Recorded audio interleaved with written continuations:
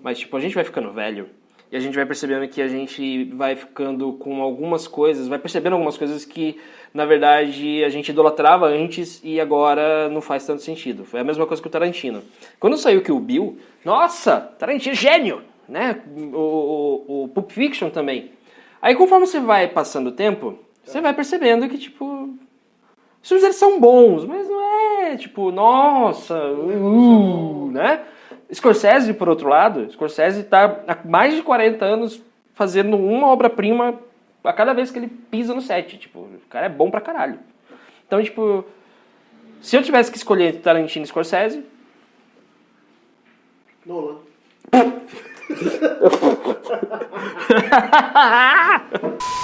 Uma das grandes surpresas que nós aqui, eu e o Lucas, a gente teve aqui no canal, enquanto a gente montou esse canal, foi a nossa crítica sobre a primeira temporada de Vis-a-Vis. A gente fez essa crítica, que você pode ver aqui do lado, inclusive, a gente fez essa crítica assim de forma absolutamente despretensiosa, que a gente pegou atrasado, né? Que nem a gente tá fazendo agora com a segunda temporada, mas a gente pegou atrasado, a gente não assistiu logo de cara quando saiu o catálogo da Netflix, e a gente assistiu, gostou e gravou o vídeo numa segunda-feira de manhã. Eu tava até vestindo pijama quando eu gravei o vídeo. Totalmente, assim, sem intenção nenhuma de irritar. Acabou que teve muita procura. Muita gente acabou gostando da série, acabou procurando a crítica, achou a nossa. Obrigado pra quem chegou até aqui através dela. E agora, finalmente, depois de tanto tempo, a gente resolveu assistir a segunda temporada dessa série, porque na sexta-feira vai estrear a terceira temporada na Netflix. Então, pra gente poder falar da terceira, a gente tem que falar, obviamente, da segunda. Então, se você quiser saber o que a gente achou da segunda temporada de Vis-a-Vis, fica com a gente aqui que a gente vai falar sobre ela. Meu nome é Luiz Henrique Oliveira, seja bem-vindo ao nosso canal.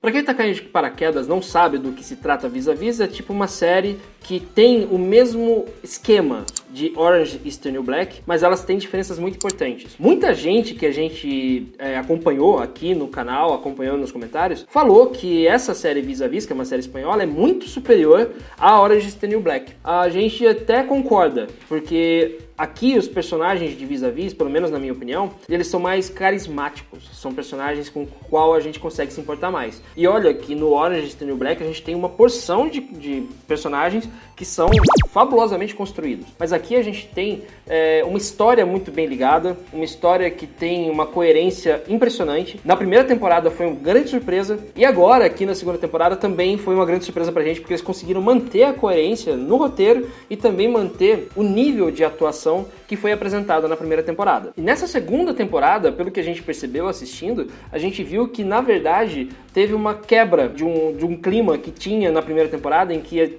a série fala sobre a prisão feminina, né, onde está lá a Macarena, aquela menina burrinha, que a gente falou sobre ela naquele outro vídeo, né, uma menina que era meio lerdinha e tal. Ela teve uma grande mudança de personalidade da primeira para a segunda temporada, porque apesar dela ainda continuar meio lerda, ela já tá um pouquinho mais esperta. Ela já consegue, tipo, não ser enganada tão facilmente assim. Mas o principal mote dessa série, pelo menos nos seus primeiros episódios, é a forma como o mundo masculino invade o mundo feminino. Você tem, nos primeiros episódios da segunda temporada de Vis-a-Vis, os carcereiros e os homens, né, tipo a força masculina, ela se impondo sobre a força feminina dentro da penitenciária onde essas mulheres cumprem pena. Então você vê aí vários abusos, você vê aí várias coisas que acontecem que remetem não só ao que acontece dentro das prisões, como também fora delas. Tipo, quando os homens acham que podem tudo e tal, e querem impor a sua vontade em cima das mulheres. Ela não é uma série feminista, mas é uma série antimachista.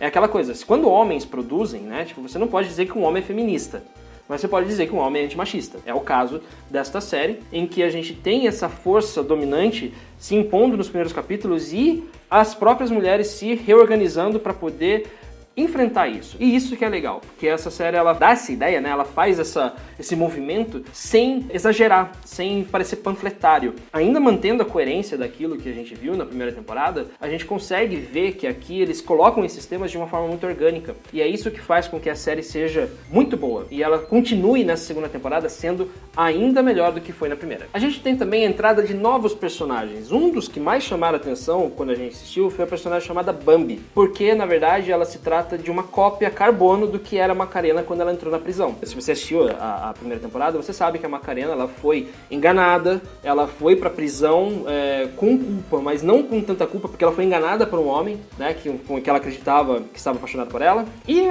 com essa personagem acontece exatamente a mesma coisa. E quando a Macarena encontra com ela começa a perceber que, como ela era antes dela entrar na prisão, como ela era ingênua, como ela era burrinha mesmo. E aí ela tenta, de todas as formas, ajudar nesse sentido, né? Tipo, ela consegue perceber que a menina passou pelos mesmos erros que ela passou há pouco tempo atrás, antes dela ser presa, e agora precisa sobreviver dentro desse ambiente completamente instável, completamente bruto, né? De uma penitenciária, onde manda quem pode, obedece quem tem juízo. Tanto no que diz respeito aos carcereiros e ao poder masculino que vem de fora, quanto na própria estrutura de poder dentro da penitenciária entre as mulheres. E aí a gente entra naquilo que a gente falou da evolução da Macarena, porque ela deixou de ser aquela menina burra, lerda e ingênua, e ela começou a perceber que, na verdade, ela estava sendo enganada o tempo todo. Então você percebe que tem até uma mudança física na própria intérprete, né? Na pessoa que interpreta a personagem Macarena, porque ela entra todo sorrisinho, ela era toda felizinha, aquela coisa da ingenuidade e tal.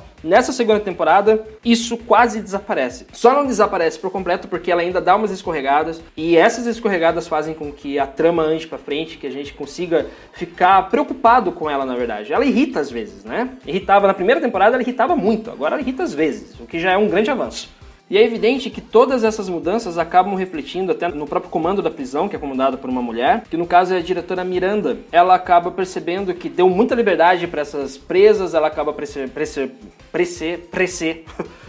percebendo que houve muita negligência da parte dela, e é por isso que as coisas endurecem ali dentro. Ela acaba endurecendo a parte da vigilância, acaba endurecendo a parte do controle ali mesmo daquelas mulheres que estão confinadas ali. E obviamente quando uma pessoa se sente, imagina, livre, né? Uma pessoa já se sente pressionada, ela já começa a querer espanar e explodir. Imagina quando você está dentro de uma prisão sendo negligenciado dessa forma. Então você acaba vendo como essa pequena atitude acaba tendo um resultado trágico. É aquela coisa do efeito borboleta, né? Tipo, você dá uma coisinha aqui, no final ela tá desse tamanho. Mas se a gente falar mais sobre isso, é spoiler. Caso você não tenha visto ainda, você ainda precisa assistir, porque, bom, vai chegar a terceira temporada agora na sexta-feira, você precisa correr. E é lógico que também tem aí o desenvolvimento pessoal de cada personagem. Você tem uma briga, né? Que tem ali aquela rivalidade na Macarena com uma outra presa, que eu esqueci o nome agora, me fugiu. Mas elas têm essa briga que ela vai se intensificando na segunda temporada. Você acha que o negócio passou, mas não passou. Eles estão lá cada vez mais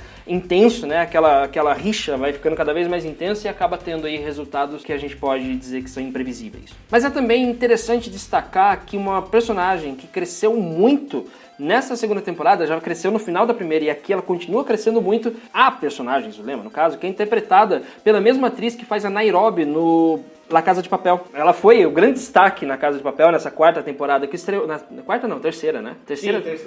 Então, nessa terceira temporada, com certeza na quarta, pelo menos a gente espera, mas...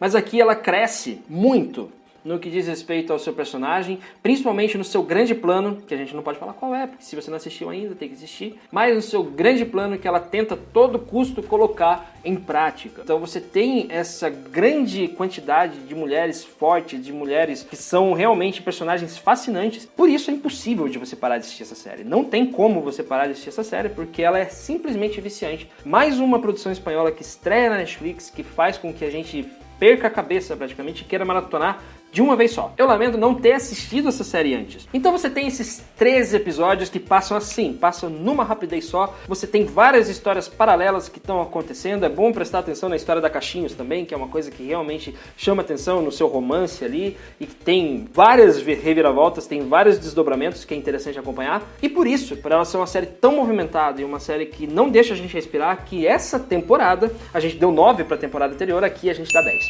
Ela ganha 10 porque teve muito mais evolução no que diz respeito às suas qualidades técnicas, com uma fotografia impecável, com a direção de arte que recria uma prisão de uma forma exemplar. É uma coisa que realmente valeria muitos prêmios se fosse uma série mais internacionalizada, né, fosse mais conhecida. Renderia prêmios porque é uma grande recriação de lugar, é uma grande recriação de cenário. Muita gente pode reclamar um pouco da duração dos episódios, mas não é nada que acabe atrapalhando. Então, pra gente aqui, essa segunda temporada recebe nota 10 e a gente espera ansiosamente pela terceira temporada que vai estrear já já. Bom, então é isso, muito obrigado a você que assistiu esse vídeo até aqui, a gente se vê aqui no canal 5 Tons pra gente falar mais de filmes e séries da Netflix e também os lançamentos do cinema, que agora a gente vai ficar esperando ansiosamente porque acabou de sair a data de lançamento do filme do Scorsese na Netflix, né, o irlandês, vai sair no dia 27 de novembro, agora a gente só pode rezar pra chegar logo. É isso, Scorsese na terra e Deus no céu.